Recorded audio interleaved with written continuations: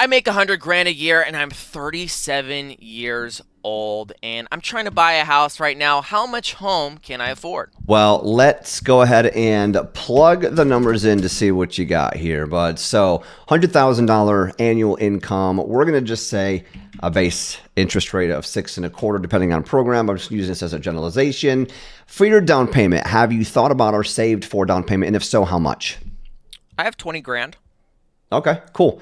So monthly obligations. Now, when I asked that question, what would show up on your credit if I was to pull credit cards, student loans, car loans, anything like that? You're just the monthly per month. What are you paying?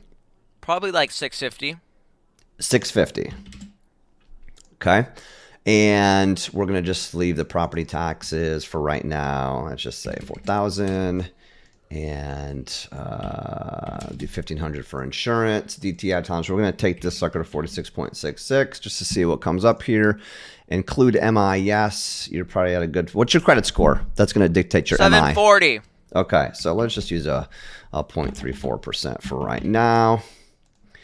Okay, as you can see here, the home worth 447,200 is within your budget. Let's just double check that we have the correct information down here. Definitely way too much for closing costs. We're going to back this down quite a bit. We're going to back this down to about, let's say, 7,000 in costs. So as you can see here, you'll probably need 27,000 funds to close, down payment plus the closing costs, home price, all this data right here with a total payment of 3,209 out the door, taxes, tag, all that stuff, right? So $447,220. Now, I would recommend if you want to increase that sales price, if you want to increase your reach when it comes to purchase price, I think if you knock down your monthly obligations, let's just say you knock them down to just $100 a month. Leave everything else the same.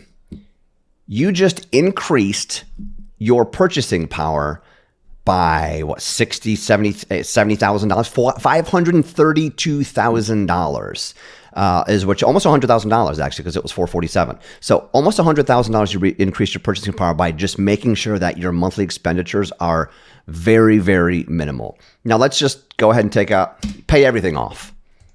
That moves up to right at $550,000, $548 and change. So as you can see here, a very big factor when it comes to what we can get you qualified for is your monthly obligations.